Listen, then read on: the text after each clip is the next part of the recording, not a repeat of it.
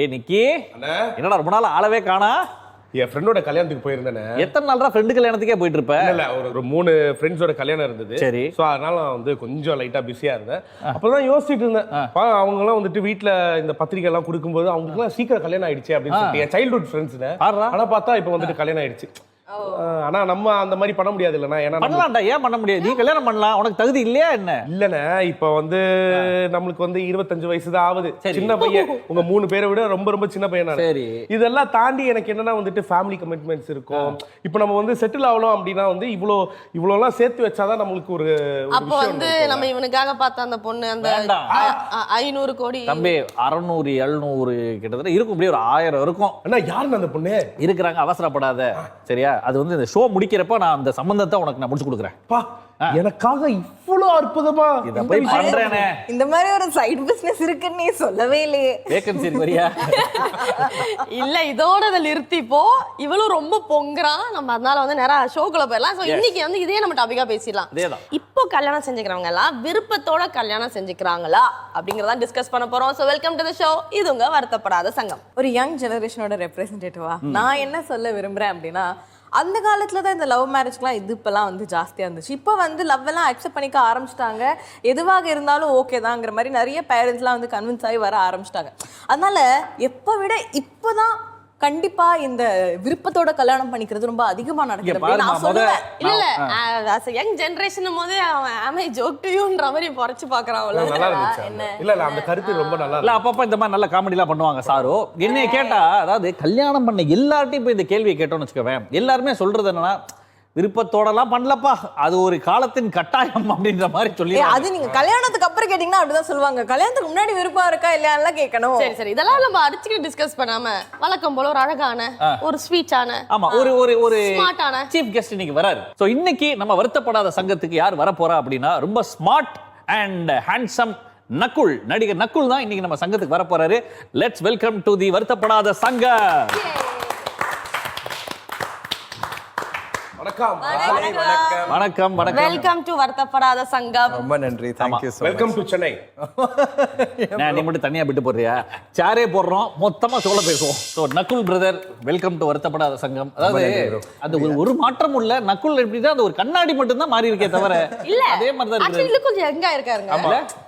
இதே பட்டதான் எல்லாருக்கும் இல்லனா நான் சோஷியல் மீடியால ஒரு 3 நாள் முன்னாடி தான் வந்துட்டு ஒரு போஸ்ட் பார்த்தேன். ஆனா இப்ப பாக்கும்போது வந்துட்டு அந்த போஸ்ட விட இன்னும் பயங்கரமா ஸ்லிம்மா இருக்காருன்னா இல்ல தெரியுது. Very good score. Thank you. 3 டேஸ்ல இல்ல பிரதர், நான் நார்மலா 1 இயர் கேப்ல சொன்னேன். 3 நாள்னு சொல்றான்ல, நீங்க தெரிஞ்சுக்கணும் இந்த குரூப்ல இப்ப எவன் பொய் சொல்றான் எவன் உண்மை பேசுறான்னு. ஓகே, இன்னைக்கு வருத்தப்படாத சங்கத்துல நம்ம எதை பத்தி பேச போறோம் அப்படின்னா, இப்போ கல்யாணம் செஞ்சுக்கிறவங்க எல்லாம் விருப்பத்தோட கல்யாணம் செஞ்சுக்கிறாங்களா? பிரதர் உங்க கல்யாணத்தை பத்தி சொல்லுங்க பிரதர்.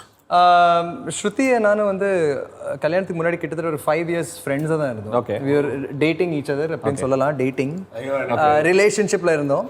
அதுக்கப்புறம் தான் கல்யாணம் பண்ணோம். அதுக்கப்புறம் ஈவன் சில்ட்ரன் கொஞ்சம் யோசிச்சு தான் அந்த முடிவு எடுத்தோம். ஸ்ருதியோட கம்ஃபர்ட் வச்சு தான் அந்த மாதிரி பிளான் எல்லாம் பண்ணிருந்தோம். புரியுது. ஸோ மேரேஜ் நான் யூஸ்வலாக இந்த love marriage arrange marriage is not something நான் வந்து அப்படியே அதுதான் மெயின் அப்படி பார்க்க மாட்டேன். மேரேஜ் அது உங்களோட லைஃபோட டிசிஷன், நீங்க தான் எடுக்கணும். ஓகே. அண்ட் இவங்களுக்காக அவருக்காக இவர் சொன்னாரு ஐயோ பாவம் அதெல்லாம் சொல்லி கல்யாணம் பண்ணக்கூடாது என்னை பொறுத்த வரைக்கும். இப்போ என்ன கேட்டிங்கன்னு வச்சுக்கோங்களேன், நான் அதான் ஃபர்ஸ்டே வந்து அவர்கிட்ட சொல்லிட்டு இருந்தேன். நிறைய கமிட்மெண்ட்ஸ் எல்லாம் இருக்கும். இந்த டைம்ல வந்து நம்ம வந்து சம்பாதிக்கணும் அப்படின்ற ஒரு விஷயம்லாம் இருக்கும். ஆனா இப்போ நீங்க வந்துட்டு கல்யாணம் பண்றதுக்கு முன்னாடி அந்த ஸ்டேஜ்ல வந்துட்டு எனக்கு இந்த கமிட்மெண்ட்ஸ் எல்லாம் முடிச்ச அப்புறம் நான் கல்யாணம் பண்ணிக்கலாம் அப்படின்னு இருந்ததா? நானும் அப்படியே ஸ்ருதி கிட்ட சொன்ன கொஞ்சம் வெயிட் பண்ணலாம், கொஞ்சம் செட்டில் ஆயிடலாம் அந்த மாதிரி எல்லாம் யோசிச்சுட்டு இருந்தேன். பட் தென் ஐ திங்க் நான் பண்ண பெரிய தப்பு அதுதான். ஆமா, யூஸ்வலா நிறைய யோசிச்சா இந்த மாதிரி முடிவு எடுக்க முடியாது. யூ கீப் திங்கிங் யோசிச்சுட்டே இருப்பீங்க. டக்குன்னு எடுத்துறணும் இந்த மாதிரி டிசிஷன்லாம் நீங்க. ஏன்னா ஒரு பார்ட்னர் உங்களுக்காக வெயிட் பண்றாங்க, மேபி அவங்க சப்போர்ட்டிவா இருக்காங்க, உங்களுக்காக வெயிட் பண்ணுவாங்க. பட் அது என்னை பொறுத்த வரைக்கும் ஒரு தப்பு தான். கொஞ்சம் you should go with the flow. And family life வேற, கரியர் வேற. நக்குல் பிரதர் சொல்றதுலயே ஒரு லவ் இருந்துச்சு. அந்த லவ்லால நாங்க வந்துட்டு புடிச்சு கல்யாணம் பண்ணோம். ஆமா, இப்ப புடிச்சு திருமணம் பண்றாங்க அப்படின்னா அதுல ஒரு லவ் ஒன்னு இருக்கும். ரெண்டு அண்டர்ஸ்டாண்டிங், ட்ரஸ்ட். எக்ஸாக்ட்லி. அதனால தான் அந்த ஒரு திருமணம்ன்றது நடக்குது. பட் ஆனா பார்த்தோம் அப்படின்னா சில இடங்கள்ல பார்க்கும்போது சிச்சுவேஷன்ஸ் அப்படின்றது இப்போ வந்துட்டு நிறைய இடங்கள்ல பிளேஸ் அ மேஜர் ரோல். உதாரணத்துக்கு சொல்லணும் அப்படின்னா இப்போ ஃபேமிலியா இருக்கட்டும், இல்ல அப்படி தான் 90s கிட்ஸ்க்கே வருவோமே, கல்யாணமே ஒருத்தருக்கு மட்டும் ஆயிருக்காது ஒரு செட்ல. அந்த பையனை சுத்தி இருக்கிறவங்களுக்கு கல்யாணம் இருக்கும், என்னடா இன்னும் கல்யாணம் பண்ணலேன்னு சொல்லி பிரீத்தி கடைசியில வேற வழி இல்லாம, என்னது அதாவது திருமணம் பண்ணிக்கணும்ன்ற ஆசை தாண்டி எனக்கு வேற வழியே இல்ல, இனி கிடைக்கிறத கல்யாணம் பண்ணிக்குவோம் அப்படின்ற மாதிரி கல்யாணம் பண்றவங்க நிறைய பேர் இருக்காங்க. ஆமா தானே? அது வந்து பாத்தீங்கன்னா 90s கிட்ஸோட கடைசி அந்த பீரியட் அப்படி ஆயிடுச்சு. ஏன்னா வந்து பட் லவ் மட்டும் இல்ல, லவ்க்காக மட்டும் கல்யாணம் பண்ணிக்கலாம். It's not that. ஒரு அண்டர்ஸ்டாண்டிங், புரிதல் ஒண்ணு இருக்கணும். அது ஒரு கமிட்மெண்ட் வேற, நிறைய ரெஸ்பான்சிபிலிட்டிஸ் வரும். சோ இதெல்லாம் யோசிக்கணும். வெறும் லவ் நீங்க பாத்தீங்கன்னா நேத்து நான் ஸ்ருதி லவ் பண்ற ஒரு ஸ்டேஜ் இருந்தது, அதை விட இன்னும் கொஞ்சம் ஹையர் இன்னைக்கு இருக்கு. ரெஸ்பான்சிபிலிட்டி க்ரோ ஆயிட்டே இருக்குது. ஸோ ஆரம்பத்துல ஒரு growth இருந்தது, இப்போ வேற மாதிரி இருக்கு. ஸோ நான் மோர் லவ். இது நல்லா இருக்கா? இந்த இப்படிதான் இருக்கு. இப்படி நான் ரொம்ப நல்லா இருக்கு actually. I am enjoying every moment. ஏன்னா லைஃப்ல அது ஒவ்வொரு மூமெண்ட் என்ஜாய் பண்ணும். ஓகே, பாஸ்ட் ஃபியூச்சர்ல யோசிச்சு பிரயோஜனம் இல்லை. இப்போ இந்த மூமெண்ட் என்ஜாய் பண்ணணும் தான். ஸோ இப்போவும் இந்த ஃபினான்ஷியல் சுச்சுவேஷன் அதுல வந்து ஒரு ஸ்டெபிலிட்டி இருக்கணும் அப்படிங்கிற ஒரு காரணத்தை மெயினா வச்சு நிறைய பேர் கல்யாணம் பண்ணிக்கிறாங்க. அது அவங்க சொன்ன மாதிரி ஒரு ரீசனா இருந்தாலும், இன்னொரு பக்கம் மெயினா வந்து கல்யாணம் ஏன் பண்ணி வைக்கிறாங்கன்னா, அந்த பேரண்ட்ஸ் வந்து இதுக்கப்புறம் என்னால உன்னை பாத்துக்க முடியாதுமா, உன்னை பாத்துக்கிறதுக்கு அது தப்பு. நான் ஒத்துக்க மாட்டேன். எதுவும் ஒத்துக்க மாட்டேன், அதுவும் ஒத்துக்க மாட்டேன். சோ வந்து பத்திரமா என் பொண்ணு, எனக்கு அப்புறம் என் பொள்ளையோ என் பொண்ணையோ யாரா பத்திரமா பாத்துக்கணும். லவ் அண்ட் கேரோட நம்ம எவ்வளவு வந்து அவங்கள வந்து பாத்துக்கிட்டோமோ பாத்துட்டே இருக்கணும். ஃபாதர் மதர் எப்பவுமே பாத்துக்கிட்டு தான் இருக்கணும். ஐயோ கல்யாணம் பண்ணியாச்சு, இதுக்கப்புறம் நீ என்ஜாய் பண்ணு, நான் என்கிட்ட வராத. என்ன அது? அதாவது எப்படின்னா, இவ்வளவு நாள் நான் பொறுத்துக்கிட்டேன்ல, உனக்குன்னு ஒருத்தர் பிறந்திருப்பான், அவனை தள்ளி விடுறேன், இனி அவன் வச்சு அவனை செய் அப்படின்னு வரலன்னா வராட்டி இன்னும் கொஞ்சம் தள்ள வேண்டியதுதான். பிரீத்தி மாதிரி ஆள் கண்டிப்பா வராது. வரைக்கும் பொண்ணு தான். அது கரெக்ட். கல்யாணம் பண்ணா கூட பொண்ணு தான், பையன் தான். ஓகே, மம்மி டாடின்னு ஒண்ணே நக்குலுக்கு வந்து அந்த ஒரு இன்னொன்னு நான் ஒரு கேள்வி கேக்குறேன். நீங்க வந்து பேசிக்கலி என்ன, நீங்க லவ் மேரேஜ் ப்ரோமோட் பண்றீங்களா? லைக் as in ஓகே, நீங்க லவ் பண்ணி மேரேஜ் பண்ணாதான் அது பெஸ்ட்னு நினைக்கிறீங்களா? நாங்க வந்துட்டு மேரேஜ் ப்ரோமோட் பண்ணிட்டு இருக்கோம்.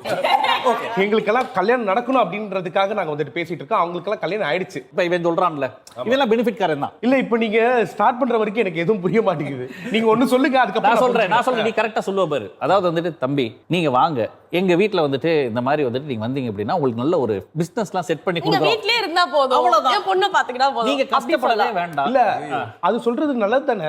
இப்போ அவங்களே கூப்பிடுறாங்க. இல்ல அப்படி யாராவது சொல்ல மாட்டாங்களா தானே வெயிட் பண்ணிட்டு இருக்கோம். அப்ப நீ வந்து வீட்டோட மாப்பிளைய போடுன்னு எதிர்பார்த்துட்டு இருக்கற. அப்படி சொல்ல, ஒருவேளை அப்படி வந்ததுன்னா ஓகேதான், பாப்பேன் போய் இல்ல இது எதுக்கு இவ்வளவு போட்டு எவ்வளவு இது ஃபைட் வீட்டோட பண்றோம்? மாப்பிள்ளை நீங்க சொன்னீங்க, அது தப்பா? அது வீட்டோட மாப்பிளை யார் சொன்னா தப்புன்னு? இல்ல கேக்குறேன். நீங்க சொன்னீங்க வீட்டோட மாப்பிள்ளை, அது ஏதாவது இது கௌரவம் பிரச்சனை கிடையவே கிடையாது. அதுவும் ரெஸ்பான்சிபிலிட்டி தான். ஏன்னா இப்போ லேடிஸ் கூட நிறைய பண்றாங்க, ஆண்டர்பிரினர்ஸா இருக்காங்க, எவ்வளவு எல்லாம் பண்ணிட்டு இருக்காங்க, சாதிச்சிட்டு இருக்காங்க. சோ தப்பு இல்ல. ஒருத்தர் வந்து வீட ஹேண்டில் பண்றது எவ்வளவு பெரிய விஷயம் அது. இல்ல பிரதர், அதான் ஒரு காலத்துல வந்துட்டு இது விருப்பத்தோட நிறைய பேர் பண்ணாங்க. இதை வெளியில சொல்றதுக்கு தான் வந்துட்டு ஒரு மாதிரி இருக்குமே தவிர தானா போறாங்கல்ல. இப்போ உதாரணத்துக்கு என் வீட்டுல பையன் இல்லைங்க, ஒரு பையனோட ஸ்தானத்துல நீங்க எங்க வீட்டுக்கு வரணும்ன்றது தப்பே கிடையாது.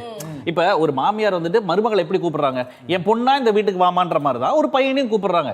சிலருக்கு அது பிடிச்சு போறாங்க, சிலர் அது பிடிக்காம அது வந்து வேண்டாம்னு சொல்றாங்க. பட் அது மறுபடியும் ஒவ்வொருத்தருடைய பெர்ஸ்பெக்டிவ்ல தான் இருக்கு. உங்களுடைய வாய்ஸ்ல நிறைய பாடல்கள் இருக்குல்ல, அதுல உங்களுக்கு பிடிச்ச பாட்டு, எங்களுக்கு நிறைய பாட்டு பிடிக்கும். அதுல உங்களுக்கு பிடிச்ச இன்ஸ்டால ஆவனா கிட்டார் எடுத்துட்டு சூப்பரா ஒரு பாட்டு ஏதாவது பாடிட்டு அதுல few lines ஏதாவது உங்களுக்கு ரொம்ப பிடிச்ச உங்களுடைய பாடல்கள். தோழியா என் காதலியா யாரடி என் கண்ணே, தோழியா என் காதலியா யாரடி என் கண்ணே, மடி மீது தூங்கு சொல்கிறாய், தோள் மீது சாய்ந்து கொள்கிறாய், நெருங்கி வந்தால் நண்பன் என்கிறாய், ஓ கண்ணே, ஏனடி என கொள்கிறாய், உயிருடன் என்கிறாய், மெழுகு போல் நான் உருகிறேன், என் கவிதையே என்னை காதல் செய்வாய். இந்த பாட்டை என்னைக்காவது கல்யாணத்துக்கு முன்னாடி வைஃப் பாத்து பாடுனீங்களா? ஏப்பா இதுதான் அவரோட கல்யாணமே, தோழியா என் காதலியா அப்படின்னு கல்யாணம் பாடுனாரான்னு கேக்குறேன். பண்ணிருக்கீங்க? நிறைய பாடுவேன். ஆனா ஏன் படுத்துற பாட்டுலாம் பாடுனதே கிடையாது. ரொம்ப கிரிஞ்சா இருக்கும் அது. சார் எங்களுக்கு அதெல்லாம் ரொம்ப பிடிச்ச படுத்துற பாட்டு ஒருக்காக பாடுறேன் டர்லிங் அதெல்லாம் சொன்னாரு. பாட வச்சு கேட்டே இருக்கலாம். பட் இருந்தாலும் இன்னைக்கு நம்ம சங்கத்துல ஒரு முக்கியமான விஷயத்தை பத்தி பேசிட்டு இருக்கோம். Coming back to the topic. நீங்க வந்து சிச்சுவேஷன் சொன்னீங்கல, அதுல இன்னொரு சிச்சுவேஷன் இருக்கு.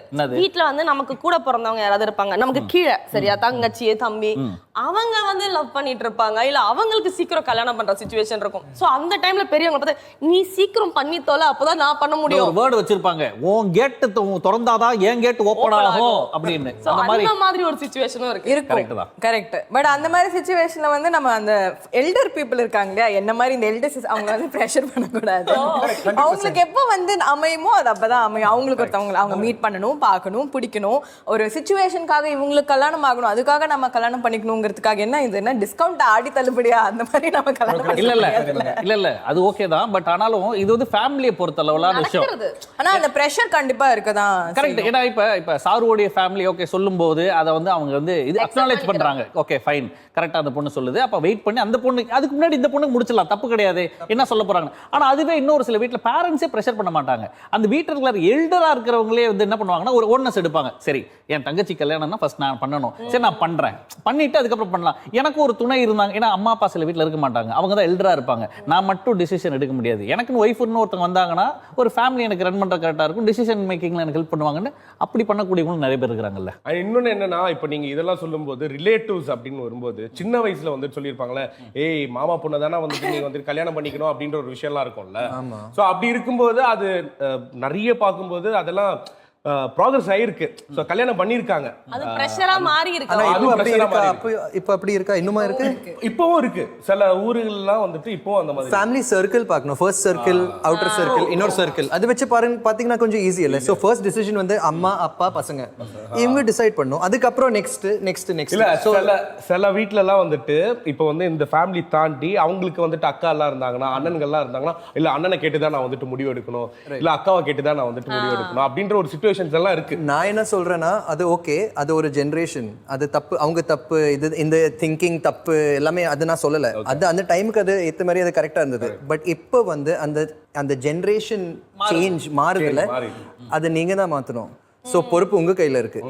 இப்போ நான் வந்து நான் கல்யாணம் பண்ணதுக்கு அப்புறம் I have started it from here. என் டாட்டருக்கு என் பசங்களுக்கு வேற மாதிரி இருக்கும். It will not be that. அந்த மாதிரி விஷயம் எல்லாம் இனிமே வரக்கூடாது. நான் அது தப்பு சொல்லல, ஆனா அந்த டைமுக்கு அது கரெக்டா இருந்தது. எந்த டைமுக்கு வந்து எப்படி எது கரெக்ட் நீங்க தான் டிசைட் பண்ணணும். ஆனா வந்துட்டு ஒரு ஏஜ் தாண்டும் போது வந்துட்டு சொசைட்டில இருக்கிறவங்களும் வந்துட்டு கேட்பாங்க, கல்யாணம் ஆகலையா இன்னும் அப்படின்னு, இன்னும் கல்யாணம் பண்ணிக்கலையா, நம்ம எப்படி ஹேண்டில் பண்றோம் அப்படின்ற ஒரு விஷயம். ஆனா நிறைய பேர் வந்துட்டு அதுல பயந்துகிட்டே வந்துட்டு கல்யாணம் பண்ற ஒரு சிச்சுவேஷன்லயும் இருக்கு. ரெஸ்பான்சிபிலிட்டி உங்க கையில இருக்கு. ஸோ பேசிக்லி நீங்க என்ன சொல்லணும் ஆடியன்ஸ்க்கு வந்து, நீங்க டிசிஷன் எடுங்க, அது உங்க லைஃப், நீங்க எடுங்க. அதுக்கு ஒரு வயசு வரைக்கும் வந்து எல்லாம் நம்ம ஃபேமிலி அவங்க டிசிஷன்ஸ் எல்லாம் இருக்கணும், ரைட்? அவங்களும் பார்ப்பாங்க, அவங்களும் கைடு பண்ணுவாங்க. பட் கடைசியில ஹாப்பினஸ் உங்க கையில இருக்குல்ல, நீங்க தான் டிசைட் பண்ணணும். நீங்க சொன்னீங்கல்ல, இப்போ என்னோட பசங்களுக்கு இதை நான் நடக்க விட மாட்டேன், I am going to ensure this. இந்த மாதிரி ஒரு சப்போர்ட் சிஸ்டம் ஒன்று இருக்கணும். இப்போ நிறைய பேருக்கு அந்த சப்போர்ட் சிஸ்டம் வந்து இருக்காது. இப்போ பேரண்ட்ஸ் சைட்ல இருந்து ப்ரெஷர் இருக்கும், சொசைட்டி சைட்ல இருந்து ப்ரெஷர் இருக்கும். திடீர்னு வந்து ஒரு ஃபோமோ, ஒரு ஃபியர் ஆஃப் மிஸ்ஸிங் அவுட் மாதிரி அந்த ஃப்ரெண்ட் சர்க்கிள் ஒருத்தவங்க இருப்பாங்க, கசின் சர்க்கிள் ஒருத்தவங்க இருப்பாங்க. அண்ட் அவங்களுக்கு கல்யாணத்துக்கு அப்புறம் கண்டிப்பா இந்த லைஃப் ஸ்டைல் அப்படிங்கிறது ஒன்று மாறும். கல்யாணத்துக்கு முன்னாடி ஃப்ரெண்ட்ஸோட ஹேங் அவுட் பண்றதும் கல்யாணத்துக்கு அப்புறம் ஃப்ரெண்ட்ஸோட ஹேங் அவுட் பண்றதுலையும் ஒரு ஸ்கெடியூல் சேஞ்ச் இருக்கும். பிகாஸ் ஒரு குழந்தைன்னு வந்துருச்சுன்னா லைஃப் இஸ் அரவுண்ட் அவங்களோட ஸ்லீப்பிங் டைம் அப்படின்னு மாறும்போது, மற்ற ஃப்ரெண்ட்ஸ் எல்லாம் பிஸியா இருக்கும்போது, இப்போ ரெண்டு குழந்தையோட அம்மா அப்பா ஃப்ரெண்ட்ஸ் அப்படி மீட் பண்ணிக்கும் போது they'll discuss more about the kids, parenting பத்தி இதெல்லாம் பேசும்போது, ஓகே நம்ம மட்டும்தான் இந்த இடத்துல கொஞ்சம் பின்தங்கி இருக்கோமோன்னு சொல்லும்போது அந்த இடத்துல ஒரு மொமெண்ட் ஆஃப் வீக்னஸ் நிறைய பேருக்கு வந்து கிரியேட் ஆகுது. அந்த ப்ரெஷருக்கு நிறைய பேர் they give in. அண்ட் இன்னொரு சில விஷயங்களுக்காக இன்னைக்கு கல்யாணம் நடக்குது அப்படின்னு சொல்லணும்னா, இப்போ நம்ம ஒரு வீட்டில் வந்துட்டு ஒரு பொண்ணை கொடுப்பாங்க. அதே வீட்டில் பார்த்தீங்கன்னா அங்கே வந்துட்டு ஒரு பொண்ணு தங்கச்சியா இருக்கும் மாப்பிள்ளைக்கு. இங்கே ஒரு தம்பி ஒருத்தர் இருப்பார். அம்மா அப்பா சொல்லுவாங்க, இங்கே பாருமா நல்ல ஃபேமிலி, இப்போ பாரு உங்கள் அக்காவை நம்ம அங்கே கல்யாணம் பண்ணி கொடுக்குறோம். அதே மாதிரி தான் நீயும் உங்கள் அக்கா கூடயே இருக்கலாம். சில பெனிஃபிட்ஸை சொல்லி மனசை மாற்றிடுவாங்க. எப்படின்னா, இங்கே பாரு அக்கா கூட இருக்கலாம், நல்ல ஃபேமிலியா இருக்கு, நான் இதுக்காக போயிட்டு 4-5 இடத்துல எல்லாம் தேடி ஈடுனும் போது அந்த இடத்துல இப்படியே திருமணங்கள் நடக்கிறதுக்கான சான்சஸ் இருக்கு. அது மாறிக்கிட்டு இருக்கு. பிரதர் நீங்க நான் என்ன கேக்குறேன், லைக் நீங்க வந்து ஓகே, நான் வந்து கிராமத்துல எல்லாம் இப்படி டிசைட் பண்றாங்க, நான் தப்பு சொல்ல, அவங்களும் தப்பு சொல்ல, அந்த சிஸ்டம் அப்படி, கல்ச்சர் அப்படி, தப்பு இல்லை. பட் நீங்க அந்த டிசிஷன் எடுத்திருக்கீங்க, நீங்க கொஞ்சம் நீங்களே யோசிங்க, எதை வச்சு இந்த டிசிஷன் எடுத்திருக்கீங்க. நீங்க உங்க டாட்டர் இல்லைன்னா பையனோட லவ் வச்சு, அவங்க மேல நீங்க வச்சிருக்கிற பாசம் வச்சு நீங்க டிசிஷன் எடுத்தீங்களா, இல்ல ஊர் பாக்குறாங்க, பக்கத்து வீட்டு பாக்குறாங்க, ஃபேமிலியில என்ன சொல்லுவாங்க, அது வச்சு டிசிஷன் எடுத்திருக்கீங்களா? நீங்க அது மட்டும் நீங்க யோசிச்சு பார்க்கணும். இல்ல இது பெரும்பாலான ஃபேமிலி யோசிக்கிறது என்னன்னா சேஃப்டி, ரெண்டாவது வந்துட்டு அவங்க ஃபியூச்சர் நல்லா இருக்குமான்றது தான் பேரண்ட்ஸ் பார்க்குறது. அன்லெஸ் அண்ட் அன்டில் அந்த பொண்ணு ஒரு லவ்வோ ஏதோ பண்ணும்போது, இன்ஃபேக்ட் இப்போ இப்படி ஒரு சினாரியோ இருக்கும்போது அந்த பொண்ணு இல்லைம்மா நான் அப்படி கல்யாணம் பண்ணிக்க முடியாது, அக்கா கல்யாணம் பண்ண வீட்டில் ஏன்னா நான் லவ் பண்ணுறேன் அப்படின் போது அதை அக்செப்ட் பண்ணிக்கக்கூடிய பேரண்ட்ஸும் இருக்கிறாங்க.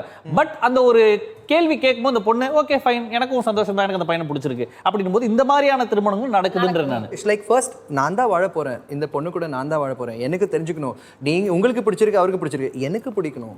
நீங்க சொல்லுங்க நக்குல், உங்ககிட்ட நான் டைரக்டாவே கேட்கறேன் என்ன அப்படின்னா, இன்னைக்கு நடக்கிற கல்யாணங்கள்லாம் வந்துட்டு ஒரு விருப்பத்தோட தான் நடக்குதா? நீங்க சொல்லுங்க, நீங்க பாக்குறீங்கல்ல. அது தெரியாது, நான் விருப்பத்தோட தான் பண்ணியிருக்கேன், நான் மற்றவங்களுக்காக பேச முடியாது. பட் நான் என்ன சொல்வேன், கல்யாணம் பண்ண போறீங்கன்னா விருப்பத்தோட, உங்க சொந்த ஒரு விருப்பத்தோட அந்த அண்டர்ஸ்டாண்டிங்கோட பண்ணுங்க. ஏன்னா நீங்க லைஃப் லாங் டிராவல் பண்ண போறீங்க, நம்ம கூட இருக்கிறவங்க இருக்க மாட்டாங்க ஃபியூச்சர்ல. ஸோ நீங்க எடுக்க போற டிசிஷன் உங்க டிசிஷன் மட்டும் இல்லை, உங்க ப்ரீவியஸ் ஃபேமிலியோட டிசிஷன் மட்டும் இல்லை, அடுத்த வர ஃபேமிலி அடுத்த ஜெனரேஷனோட டிசிஷன் அது. So நல்லா யோசிச்சு பண்ணுங்க. இல்ல அதான் நீங்க சொல்லும் போதே தெரியுது, இப்ப விருப்பத்தோட பண்றோமா விருப்பம் இல்லாம பண்றோமான்னு முக்கியம் கிடையாது. கல்யாணத்துக்கு அப்புறம் விரும்பணும், அந்த விருப்பம் அப்படின்றது இருக்கணும் அப்படின்றது தான். நம்ம இண்டிவிஜுவல் நம்மளை தான் வந்துட்டு கேட்டுக்கணும். நம்ம வந்துட்டு யாரை பிடிக்குதோ அந்த சோல் கூட தான் நம்ம வந்துட்டு கனெக்ட் ஆகணும் அப்படின்றதும் நீங்க வந்துட்டு அவ்வளோ அழகா சொன்னீங்க. ஆக்சுவலி பாராட்ட வேண்டிய விஷயம் என்னன்னா, தட் யூ கைஸ் இந்த மாதிரி டாபிக்ஸ் எடுத்து பேசுறீங்க. யூஸ்வலாக எல்லாமே டேபுவா இருக்கும், அதை பேசக்கூடாது எல்லாம் சொல்லுவாங்க. நீங்க பேசுறீங்க, அந்த தைரியத்தோட பேசுறீங்க, ஐ ரியலி அப்ரிஷியேட். ஏன்னா அனுபவம் நான்லாம் பேசுறேன்னா எப்பதான்டா பேசுறது, வீட்லயும் பேச விட மாட்டீங்கன்னு. And coming back to Vasco da Gama, அதாவது இப்போ இந்த ஒரு விஷயத்துக்காக படம் பார்க்க வரணும் கண்டிப்பா அப்படின்னா, வாஸ்கோ ட காமா பார்த்துட்டு போறவங்க என்ன எடுத்துக்குவாங்க, அதுல இருந்து என்ன விஷயம் இருக்கு வாஸ்கோ ட காமால? எல்லாருக்கும் ஒன்று இருக்கும்ல, என்னடா சொசைட்டியில் எப்படி நடக்குது சொல்லணும்னு ஆசை இருக்கும், ஆனால் அப்படியே விட்டுருவாங்கல்ல. இந்த படத்தில் சில விஷயங்கள் அந்த மாதிரி சொல்லியிருக்கோம், பட் யாரையும் ஹர்ட் பண்ணாமல் ஒரு ஜாலியாக தான் சொல்லியிருக்கோம். ஒரு செட்டையர் காமெடி அது. ஸோ இது ஒரு ஃபீல் குட் ஃபில்மாக இருக்கும், சிரிச்சுட்டு போவீங்க. ஏன்னா இந்த ஸ்கிரிப்ட் கேட்கும் போதே 2 hours எனக்கு சிரிச்சு அப்படியே ஒரு வயிற்று வலியோட திருப்பி உட்கார்ந்தேன் நான். So that kind of a script இது. ஸோ ஜாலியாக இருக்கும், என்ஜாய் பண்ணலாம். இப்போ சமீபத்தில் நிறைய இன்டென்ஸ் மூவிஸ் எல்லாம் வந்திருக்கு, நல்ல படங்கள் எல்லாம் வந்திருக்கு. இது வந்து ஒரு ஃபீல் குட் என்டர்டெய்னராக இருக்கும் நான் சொல்றேன். அண்ட் நக்குலுக்கு எங்க சங்கம் சார்பா ஒரு ரெக்வஸ்ட் என்ன அப்படின்னா, இப்போ வாஸ்கோ ட காமா வந்துருச்சு, இதுக்கப்புறமா பிரேக்லாம் எடுக்காதீங்க, தொடர்ந்து நிறைய நீங்க வாங்க, உங்களை நாங்க பார்க்கணும், உங்களுடைய பாடல்கள் பாடுங்க. Oh thank you. பட் வேணும்ட்டே பிரேக் எடுக்கல bro. It's not like Mani Ratnam sir வந்து நாக் பண்ணிட்டு நக்குல் நடி என்ன இல்லை சார், நான் யோசிச்சு சொல்றேன் சார், அப்படியே எல்லாம் இல்லையா. Okay okay. அந்த டைம்ல வந்து சரியான ஸ்கிரிப்ட் சமையல அண்ட் எது பண்ணாலும் நல்லா பண்ணணும். இது என்னோட குருநாதர் சங்கரோட சாரோட விஷயம். இது அவர் சொல்லுவாரு, 10 films பண்ணா கூட அது நல்ல நச்சுன்னு இருக்கணும், அந்த படம் குவாலிட்டியா இருக்கணும், குவான்டிட்டி முக்கியம். தேங்க்யூ. ஸோ நான் அப்படிதான் பாக்குறேன். ஸோ இஃப் எனிதிங் நல்லா வந்தா தான் பண்ணுவேன், இல்லைன்னா டெஃபினட்டா வேணா பாருங்க. உங்களுக்கு வந்துட்டு இன்னும் அடுத்த படங்கள் வந்துட்டு வேற லெவல்ல வரும். நம்ம அதுக்கப்புறம் வந்துட்டு குழந்தைங்களை பத்தி பேசுவோம். ஏன்னா இப்ப கல்யாணம் முடிஞ்சிருச்சு இல்லையா, அதுக்கப்புறம் குழந்தைங்களை பத்தி பேசுவோம். டெஃபினட்டா. Thank you so much. நிறைய விஷயங்கள் எமோஷனலாக கரெக்டாக மக்களுக்கு புரிகிற மாதிரி எடுத்து சொன்னீங்க.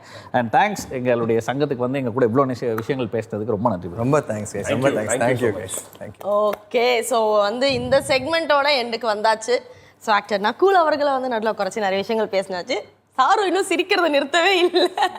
ஓகே, ஸோ வியூவர்ஸ், ஸோ சூப்பரான டாபிக் எடுத்து டிஸ்கஸ் பண்ணோம். இப்போ திருமணம் செஞ்சுக்கிற எல்லாரும் விருப்பத்தோட திருமணம் செஞ்சுக்கிறாங்களா அப்படிங்கிற டாபிக் எடுத்து பேசணும். நம்ம கூட ஆக்டர் நக்குல் அவரோட கருத்துக்கள் நிறைய எடுத்து வச்சாரு. சங்கத்துல இன்னைக்கு நம்ம பூஜா மக்கள்கிட்ட என்ன கேட்டிருக்காங்க தெரியுமா? என்ன கேட்டிருக்காங்க?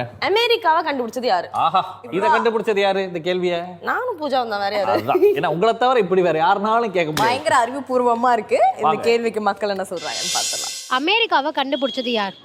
அமெரிக்கா கண்டுபிடிச்சி மாவீரன் நெப்போலியன். மாவீரன் நெப்போலியன். அவர் எப்ப கண்டுபிடிச்சாரு? அவர் வந்து போருக்கு போகிறார், போருக்கு போகும்போது அந்த நாடை கண்டுபிடிச்சாரு. ஆஹா, மாவீரன் நெப்போலியன் போர் எடுத்து போய் அமெரிக்காவை கண்டுபிடிச்சிருக்காருன்னு இவர் ரொம்ப ஸ்ட்ராங்கா வந்து சொல்லியிருக்காரு. Super super. நெப்போலியனா தான் இருக்கும். அமெரிக்காவை கண்டுபிடிச்சது யார்? கண்டிப்பாக அந்த கேள்விக்கு எல்லாருமே கொலம்பஸ் தான் பதில் சொல்லியிருப்பாங்க. ஆனால் என்னை பொறுத்த வரைக்கும் கொலம்பஸுக்கு முன்னாடி அந்த இடத்த பார்த்தவர், அந்த கப்பலை ஓட்டிகிட்டு போன கேப்டனாக தான் இருப்பார். ஏன்னா அவர் தான் சொல்லியிருப்பாரு, கொலம்பஸ்க்கே இந்த மாதிரி ஒரு இடம் வந்திருக்கு, நீங்கள் போய் இறங்கி பாருங்க அப்படின்னு சொல்லிட்டு அவர் தான் சொல்லியிருப்பாரு. அமெரிக்காவை கண்டுபிடிச்சது யார்? ரொம்ப ஈஸியா அமெரிக்கா கண்டுபிடிச்சவர் மைக்கேல் ஜாக்சனுங்க. மைக்கேல் ஜாக்சனா? எப்படி சார் நீங்க அப்படி ஸ்டைலா இருக்கீங்கிறதுக்காக மைக்கேல் ஜாக்சன் தான் கண்டுபிடிச்சாரு? எனக்கு அமெரிக்கால அவர் ஒரு ஆளா தான் தெரியும், அது யாருமே தெரியாது. அமெரிக்கானாலே ஞாபகம் வருது மைக்கேல் ஜாக்சன் தான். அப்ப அவரா தான் கண்டுபிடிச்சிருவாரு அப்படின்னு வந்து. கண்டிப்பா. ஹாய் வணக்கம். இன்னைக்கு நம்மளோட வருத்தப்படாத சங்கத்துல ஒரு பயங்கரமான அழகான ஃபாரினர்ட்ட தான் பேச போறோம். Hi, what is your name? Kayla. Kayla. Okay Kayla, I have one question. Who discovered America? அமெரிக்காவை கண்டுபிடிச்சது யார்? Christopher Columbus. வாவ், இவ்வளோ பேர்கிட்ட கேட்டு கரெக்டான பதிலா நச்சுன்னு சூப்பரா வந்து நம்மளுக்காக கைலா வந்து சொல்லியிருக்காங்க. Are you from America? You're not from. Where are you from? France. பிரான்ஸ்லேருந்து வந்த இவங்க அமெரிக்காவோட கண்டுபிடிச்சது யாருங்கிறத கரெக்டாக சொல்லியிருக்காங்க. Beautiful, you have a nice brain, very good. அமெரிக்காவை கண்டுபிடிச்சது யார்? America. Vasco da gamma. Vasco da gamma. ஆமா. ஷோரா தெரியும். எப்படி? நேத்து கூட புக்ல படிச்சேன். ஆஹா, எந்த புக்கு படிச்சீங்கன்னு மட்டும் சொல்றீங்களா? யூடியூப்ல பார்த்துட்டே இருக்கும்போது வந்துச்சு. அப்படியா? வாஸ்கோ ட காமா தான் அமெரிக்காவை கண்டுபிடிச்சிருக்காரு. ஓகே, சூப்பருங்க, தேங்க்ஸ். கண்டிப்பா அவரா தான் இருப்பாருன்னு நினைக்கிறேன். கண்டிப்பா அவர்தாங்க. டவுட் இருக்கு உங்களுக்கு? இவ்ளோ நிச்சயமா சொல்றாங்களே, அப்ப அவரா தான் இருப்பாரு. அமெரிக்காவை கண்டுபிடிச்சது யார்? ஜார்ஜ் புஷ்ங்க. சார், அவர் வந்து அமெரிக்காவோட முன்னாள் பிரசிடென்ட் தானே அவரு? இல்ல, அவரோட அப்பா. ஜார்ஜ் புஷோட அப்பா தான் வந்து அமெரிக்காவை கண்டுபிடிச்சு ஒரு பையன்கிட்ட கொடுத்துட்டாரா? கரெக்ட். இல்லை, இவர் இவ்வளோ சீரியஸாக சொல்கிறத பார்த்தா எனக்கு என்னமோ ஜார்ஜ் புஷோட அப்பா தான் அமெரிக்காவை கண்டுபிடிச்சிருக்காருன்னு தோணும். Thank you sir. உங்களுக்கு? இல்லை சார், அமெரிக்காவை கண்டுபிடிச்சது யார்? George Washington. யார் அவர்? George Washington first president America. அமெரிக்காவை கண்டுபிடிச்சது யார்? அமெரிக்காவை கண்டுபிடிச்சது அமெரிக்கன்காரர். எங்களுக்கு தெரியாதுல்ல, இது தெரியாது. தெரியாம தான் நாங்கள் இங்கே சுற்றிட்டு இருக்கோம்ல. அப்புறம் எல்லாரும் கேள்வி கேட்டா அப்படிதான் வரும். ஓகே சார், தெரியாம ஏன் தப்பு தான் சார், ஏன் தப்பு தான். அமெரிக்காவை கண்டுபிடிச்சது யார்? அமெரிக்காவை கண்டுபிடிச்சது வெள்ளக்காரனா? நான் கூட ஏதோ நம்ம மக்கள் பயங்கரமா ஆன்சர் பண்ணுவாங்கல்ல வந்தா. அமெரிக்காவை கண்டுபிடிச்சது யார்? அமெரிக்காவை கண்டிப்பா ரியல் எஸ்டேட்காரங்க தான் கண்டுபிடிச்சிருப்பாங்க. ரியல் எஸ்டேட்காரங்களா? ஏன் அப்படி சொல்றீங்க? ஏன்னா இப்போ அவங்க தான் பார்த்தீங்க அப்படின்னா நிறைய இடத்த பிளாட் போட்டு வித்துக்கிட்டு இருக்காங்க. ஸோ இதே மாதிரி பார்த்தீங்கன்னா இப்போ நம்ம சென்னையிலயோ மதுரையில அந்த மாதிரி எல்லா இடத்தையுமே வந்து அவங்க பிளாட் போட்டு வித்துட்டாங்க. ஸோ வேற எங்கெல்லாம் இடம் இருக்குன்னு அவங்க தேடி இருப்பாங்க. அப்போ வந்து பார்த்தீங்கன்னா அவங்க தான் கண்டுபிடிச்சிருப்பாங்க கண்டிப்பா. ஓ, வேற எங்க இடம் இருக்குன்னு தேடி கண்டுபிடிச்சா அமெரிக்கா போய் அங்கேயே ரியல் எஸ்டேட் பண்றதுக்காக கண்டுபிடிச்சிருப்பாங்க. அங்க போயிட்டு சென்னைக்கு மிக அருகாமையில் அப்படின்னு ஒரு போர்டு போட்டு கண்டிப்பா நம்ம சென்னைக்கு ரொம்ப மிக அருகாமைன்னு சொல்லிட்டு அவங்க அங்கேயும் போய் ஒரு ஆட் பண்ணிட்டு இருப்பாங்க. சூப்பருங்க. அமெரிக்காவை கண்டுபிடிச்சது யார்? It be Alexander. Alexander. Alexander தான் கண்டுபிடிச்சாருங்கிறது எப்படி இவ்வளோ கான்ஃபிடண்டா சொல்றீங்க? This is basic thing, right? Oh, பேசிக்கா அவர் என்ன சொன்னா, பேசிக் அலெக்சாண்டர் கண்டுபிடிச்சான்னு கூட தெரியலனா நீங்களாம் என்ன அப்படிங்கிற மாதிரி கேட்குறான் பையன். எங்க எந்த புக்ல படிச்ச? கூகுள் ஸ்காலர் ரிசர்ச்ல லைக் கிடைச்சிச்சு. ரிசர்ச்லாம் பண்ணியிருக்கான். அலெக்சாண்டர் தான் கண்டுபிடிச்சார். உன் கான்ஃபிடன்ஸ்க்காகவே வந்து எக்ஸ்ட்ரா 100 பாயிண்ட்ஸ் உனக்கு. தேங்க்ஸ். அமெரிக்காவை கண்டுபிடிச்சது யார்? கண்டிப்பா என் ஒய்ஃபா தான் இருக்கும். என்னங்க சொல்றீங்க, உங்க ஒய்ஃபா? ஆமா, நான் என்ன பண்ணாலும் ஈஸியா கண்டுபிடிச்சிடுறேன். கண்டிப்பா இதே அவங்க தான் கண்டுபிடிச்சிருப்பாங்க. சூப்பருங்க. நான் பண்றதெல்லாம் கண்டுபிடிக்கிற வரிசையில் அமெரிக்கா கூட அவங்க தான் கண்டுபிடிச்சிருப்பாங்கன்னு வந்து ரொம்ப கான்ஃபிடண்டா சொன்னார். சூப்பருங்க, நைஸ் கப்பல், தேங்க்ஸ். அமெரிக்காவை கண்டுபிடிச்சது யார்? அமெரிக்காவை கண்டுபிடிச்சது எனக்கு தெரிஞ்சு வாரணமாயிரம் சூர்யா தான் நினைக்கிறேன். வாரணமாயிரம் சூர்யாவா? ஏன்? அவர் தான் படம் ஃபுல்லாக இப்போ பாரு, இதோ இருக்கு இந்தியா, இதோ இருக்கு அமெரிக்கா அப்படின்றாரு. அதான் சொல்கிறேன்.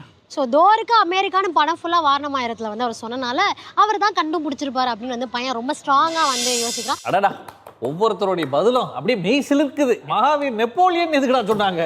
நெப்போலியனுக்கு இதுக்கு என்ன சம்பந்தம்? கிழக்கு மேலே படத்துக்கும் அமெரிக்காவுக்கு என்ன இருக்கு? ஆக்சுவலி நம்ம ஃபர்ஸ்ட் செக்மெண்ட்ல கெஸ்ட் வரவும் இந்த கேள்வி வரவும் நானும் வாஸ்கோ ட காமா நினைச்சிட்டேன்.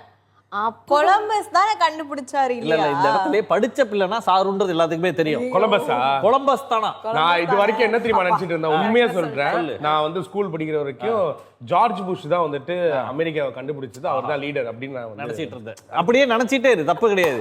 ஆனா ஒண்ணு, அமெரிக்கா கண்டுபிடிச்சது வேண்டாம், கொலம்பஸா இருக்கலாம். ஆனா அமெரிக்கன்ஸ் நல்லவங்கன்றது கண்டுபிடிச்சது உலக நாயகன் தான். விஸ்வரூப படத்துல அவர் தானே சொல்லுவாரு, அமெரிக்கன்ஸ் ரொம்ப நல்லவங்க. ரொம்ப பேச வேணாங்க, அப்புறம் ஒபாமா கோஷிப் போறாரு. சோ இந்த சங்கத்துல எனக்கு பிடிச்ச செக்மெண்ட் வந்துருச்சு. நம்ம நிறைய அப்டேட்ஸ் பார்க்க போறோம். சரி, அதுக்கப்புறம் வீட்டுக்கு போயிடுவோம். சொல்லு, என்னெல்லாம் இருக்கு? நிறைய அப்டேட்ஸ் இருக்கு. ஃபேவரட்டான ஸ்டார்ஸோட அப்டேட்ஸ் இருக்கு. சோ இதுல ஃபர்ஸ்ட் யார் சொல்ல போறீங்க? ஆமா, என்னன்னா பூஜா ஹெக்டே நம்ம எல்லாருக்குமே தெரியும். யார் அவங்க அப்படின்னு கேக்குறவங்களுக்கு, நம்ம விஜய் கூட டான்ஸ் ஆடி இருப்பாங்க, நடிகர் விஜய், பீஸ்ட் படத்துல. எஸ், அல்லமத்திய பீபு. அவங்க வந்துட்டு இப்போ சமீபத்தில் சில இடங்கள்லாம் போயிட்டு ஃபோட்டோ ஷூட்லாம் பண்ணியிருக்கிறாங்க. அவங்க எடுத்த அந்த ஒரு ஃபோட்டோ வீடியோ அப்படின்றதெல்லாம் அவங்க சும்மாவே அழகு, வீடியோவில் இன்னும் ரொம்ப அழகாக இருக்கிறாங்க. அதை பார்த்துக்கிட்டே இருக்கலாம் அப்படின்ற மாதிரி இன்ஸ்டாகிராமில் அவங்களுடைய வீடியோ வைரலாக இருக்குப்பா. சூப்பர். நான் பார்த்திருக்கேன். மறுபடியும் எனக்கு அனுப்பிச்சு விடாத. அனுப்பிச்சு விடுறேன். தேங்க்யூ. அதே மாதிரி வாண்ட் ஏதாவது இருந்தா எனக்கு இருக்கு. இருக்கா? எனக்கு ஒண்ணு இருக்கு. இருக்கணுமே. செம்ம அழகுன ஒரு ரோஜாவே வந்துட்டு ஒரு கொடையை பிடிச்சிக்கிட்டு ஒரு போட்டோ ஷூட் கொடுத்தா எப்படி இருக்கும்? ரொம்ப ஃபீல் அந்த மாதிரி வேற லெவல்ல இருந்தது. யார் அது? மெடோனா செபாஸ்டியன் வந்துட்டு செம்ம அழகா இருந்தாங்க அந்த போட்டோ ஷூட்ல. செம்மையா இருந்தது. அதுவும் இல்லாம அந்த ஒரு பிரிட்ஜ்ல சின்ன ஒரு பிரிட்ஜ்ல வந்துட்டு அப்படியே கொடையை பிடிச்சிட்டு மழை சாரல்ல அவங்கள பார்க்கும்போது இப்படி கூட அவங்க கொடுக்கல அந்த ஒரு போட்டோ ஷூட்டுக்கு. அவன் அவ்வளவு ரசிகர். ரசிகர். இப்ப ஏன் ரசனைய பாருங்க. நீங்களாவது மழை, நான் அருவி. எஸ், நம்ம பிரபுதேவா மாஸ்டர் இருக்கார்ல, அவர் வெக்கேஷன்ல இருக்காரா இல்ல ஷூட்டிங் ஸ்பாட்ல எங்கயாவது பார்த்த இடமான்னு தெரியல, ஒரு இடம் ஃபுல் ஃபாரஸ்ட், நடுவுல ஒரே அருவி, அருவியா கொட்டுது, அங்க பிரிட்ஜ், வெள்ள சட்டை வேற, அருவி பக்கத்துல ஒரு அருவியுமா நிக்கிறாரு. அதாவது இதெல்லாம் ரசிச்சுக்கிட்டு இருக்கிறேன்ற மாதிரி ஒரு வீடியோ. ஆமா, ரசிச்சு திரும்பி குழந்தை மாதிரி பண்றாரு. பாக்குறாரு, அருவியை பாக்குறாரு, கேமராவை பாக்குறாரு. கிளம்பி அங்க போயிடலாம் போல இருக்குல்ல. போலாம். கரெக்ட் தான். டெஃபினட்டா. நீங்க என்ன கடலா? கார். யார் இந்த கார் அப்படின்னா வந்து சமீபத்துல நைட்டு கார் அப்டேட் அப்படின்னாலே அது வந்து கீர்த்தி சுரேஷ். ஆமா, ரோடு கடையில போய் சாப்பிட்டுருந்தாங்க. அவங்க பயங்கர வைப் பண்ணிட்டு இருக்காங்க நைட்ல கார் எடுத்துட்டு போயிட்டு. இப்ப அடுத்ததான் அவங்க என்ன பண்ணிருக்காங்கன்னா, இந்த கார்ல இந்த சன்ரூஃப்னு ஒண்ணு இருக்கும், அப்படியே நம்ம வெளியே தலையை விட்டு எட்டி பார்க்கலாம் இல்லையா, அந்த மாதிரி அவங்க வந்து நின்னுட்டு அப்படி பயங்கரமா இந்த ஒரு படத்துல கூட வந்து நியூ இயர் செலிப்ரேஷன்ஸ் அப்பெல்லாம் வந்து ஒரு அந்த மாதிரி அவங்க வந்து பயங்கரமா வைப் பண்ணி கார்ல செலிப்ரேட் பண்ணி போயிட்டு இருக்காங்க. பட் கொஞ்சம் வந்து பண்ணும்போது பி கேர்ஃபுல், ஓகேங்களா? சேஃபாக இருக்கணும். Safety is very important. ஆனா எல்லாருக்குமே தோணும்ல, அந்த சன்ரூஃப் மாதிரி ஒரு கார் இருக்கணும், அதுல நம்ம வெட்டி பார்த்துட்டு விண்ட் ஆன் மை ஃபேஸ். எங்க நம்ம சைஸ்க்குலாம் உள்ள நுழைய முடியல. கீர்த்தி சுரேஷா போறாங்க, ஆனா கொஞ்சம் பார்த்து போங்க. அப்படிமா, ஏன்னா உங்களுக்கு ஏதாச்சும் ஒன்று ஆச்சுன்னா நிக்கி வந்து ஏதாவது செஞ்சுக்குவான். இப்பதான் மனோனாக்கு ஃபீல் பண்ணா. அடுத்து விஷயம் என்னன்னா, ஐஸ்வர்யா ராஜேஷ் நம்ம எல்லாருக்குமே தெரியும், தமிழ் சினிமாவில் மிக சிறந்த கேரக்டர் ரோல் சூஸ் பண்ணி எடுத்து நடிக்கிறதுல ஒரு டாப் நாச்சான ஹீரோயின். அவங்க சமீபத்தில் அவங்க ஒரு போட்டோ ஷூட் பண்ணியிருக்கிறாங்க. அப்படியே அது மாடர்ன் அவுட்ஃபிட்ல எப்படி இருக்கிறாங்க, அதாவது வந்துட்டு ஒரு குடும்ப பாங்கான ஒரு கேரக்டருக்கும் சரி மாடர்னுக்கும் சரி டிரான்ஸ்ஃபார்ம் லெவல் வேற மாதிரி இருக்கு. நான் பார்த்து ஃபர்ஸ்ட் நம்பவே இல்லங்க. ஐஸ்வர்யாவா இது? இல்ல இது ஐஸ்வர்யா இல்ல, ஐஸ்வர்யா ராஜேஷ். நீ இப்போ நம்ம இல்ல அவ செல்லமா கூப்பிட்டுருக்காங்க ஐஸ்வர்யா. சரி, ஓகே. அடுத்த அப்டேட். இப்போ வீடியோஸ் எல்லாம் நீங்க வந்து சொன்னீங்க இல்லையா, இப்போ நான் வந்துட்டு போட்டோஸா ஒன்று வச்சிருக்கேன். சரி, போட்டோஸ் அப்படின்னு சொல்லும்போது சோஷியல் மீடியால டக்குன்னு நான் பார்த்து வியந்த ஒரு போட்டோ வந்து நம்ம அஜித் சாரோட அப்கமிங் ப்ராஜெக்ட்காக வந்துட்டு ஒரு நியூ லுக் ஒன்று ரிலீஸ் பண்ணியிருந்தாங்க. அது செம்மையா இருந்துச்சு. சூப்பர். அதே இன்னொரு போட்டோவும் இப்போ சோஷியல் மீடியாவில் வைரலாக இருக்கு. அவர் ஒரு ரெட் கலர் கார் கிட்ட நின்று எடுத்த போட்டோ. பின்னாடி வந்து போட்டாங்க, வாங்கிட்டாரு அந்த கார் வந்து இத்தனை கோடி, பயங்கர எக்ஸ்பென்சிவான கார் அவர் வாங்கிட்டாருன்னு. ஆனா இது வரைக்கும் அவர்கிட்ட இருந்து எந்த ஒரு அபிஷியல் கன்ஃபர்மேஷன் வரல. இந்த கூட நான் ஏத்துப்பேங்க. ஆனா இன்னொரு விஷயம் வந்து நான் பார்த்தேன், இந்த பிரசாந்த் நீல் அவர்களோட வந்து பாத்தீங்கன்னா பேக் டு பேக் 2 ப்ராஜெக்ட் பண்றாரு அஜித்குமார் அவர்கள். அதுல ஒன்னு வந்து வேற ஒரு ப்ராஜெக்ட், இன்னொன்னு வந்து பாத்தீங்கன்னா KGF 3ல யாஷோட காம்பினேஷன்ல பண்றாரு. நடந்துச்சுனா அண்ணா யோசிச்சு பாருங்களேன், யாஷுக்கு வந்துட்டு ஒரு அண்ணன் இருக்காரு, அதுதான் அஜித் குமார் அவர்கள் அப்படின்னு சொல்லுவோம். யாஷுக்கு ஒரு தம்பி இருக்கிறாரு அஜித் குமார், நாங்க பட்ட அட அட அட அப்படின்னு. ஓகே, எப்படி இருந்தாலும் நாங்க வந்து நல்லா இருக்கும். சூப்பரான 2 ஸ்டார்ஸ். என்னன்னா அந்த பியர்ட் லுக்ல எல்லாம் அவரும் நல்லா இருப்பாரு, இவரும் நல்லா இருப்பாரு. அவர் பிளாக் பியர்ட்னா நான் இவர்ட்ட வந்து ஒரு கிரே. என்னதான் டீம் கிட்ட இருந்து ஆபீஷியல் நியூஸ் வரலனாலும் அதை கேட்கும்போது ஒரு ஹாப்பியா நல்லா இருக்கு. இப்போ நீ சூப்பரா 2 ஸ்டார்ஸ் அப்படின்னு சொன்னல, அந்த மாதிரி இன்னொரு 2 ஸ்டார்ஸ் அப்டேட் ஒன்று இருக்கு. என்னன்னா இதாண்டா சினிமான்ற மாதிரி ஃப்ரேம் வைக்கிறீங்க. சொல்லு சாரு. சமீபத்துல சூர்யாவோட பர்த்டே செலிப்ரேஷன் அதோட அப்டேட்ஸ்லாம் நம்ம நிறைய பார்த்துட்டு இருந்தோம். நிறைய பேர் விஷ் பண்ணி அவருக்காக போஸ்ட் போட்டுருந்தாங்க. அதுல ஹைலைட்டான ஒரு விஷ் யாருது அப்படின்னா, அவரோட தம்பி கார்த்தி போட்ட விஷ் தான். 2 பேரும் அப்படி வேட்டி சட்டையில நிக்கிற மாதிரி ஒரு பிக்சர் எடுத்து அது போஸ்ட் பண்ணி ஹாப்பி பர்த்டே விஷ் பண்ணியிருந்தாரு. ஆமா, நம்ம எல்லாருமே வெயிட்டிங். அதாவது போட்டோ மட்டும் தான் பார்த்தோம், ஆனா ஒரு படமா இவங்க 2 பேருமே வந்துட்டு பார்த்துட்டோம்னா சிங்கமும் சிறுத்தையும் ஒரு ஃப்ரேம்ல பார்த்தா எப்படி இருக்கும்? அவ்வளவுதான், நம்ம எல்லாம் அப்படியே நகத்தால புறாண்டிட வேண்டியதுதான். அந்த மாதிரி அது வரும். சோ அடுத்து தங்கலான் திரைப்படம் வந்து ரிலீஸ்க்கு ரெடி ஆயிருக்கு, எல்லாருக்கும் தெரியும் இல்லையா?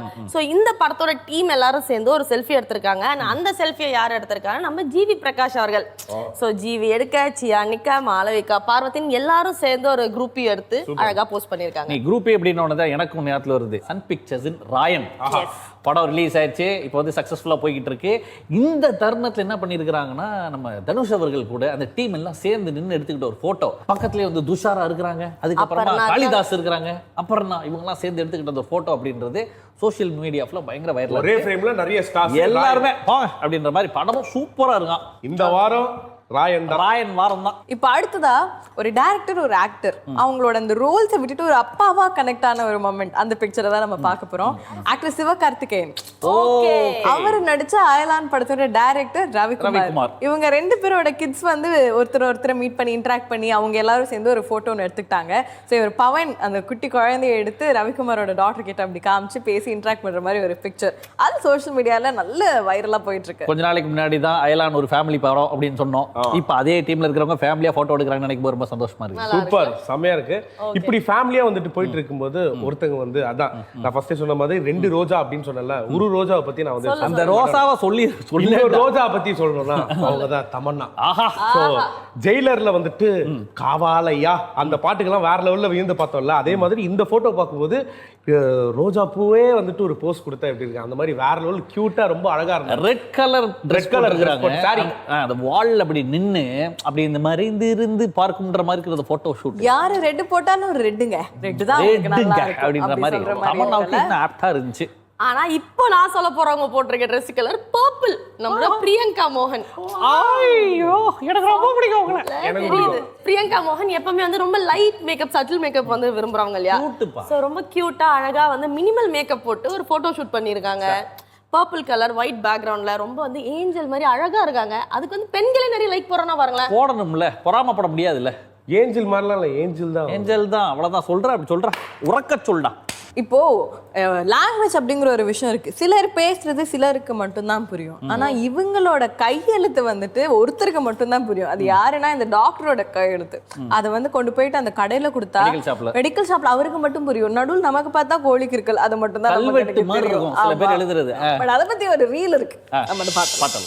நிம்டா டோஸ்ரஸ் டெல் மீ ஹர் தபுஷ் கிராக் ஒய்க் நிம் பூம்லா పొద్దున్న తిన్నాక పారాసెటమాల్, మధ్యాహ్నం తిన్నాక సైక్లోజన్ టాబ్లెట్, పడుకునే ముందు జెనుకోబెట్ టానిక్.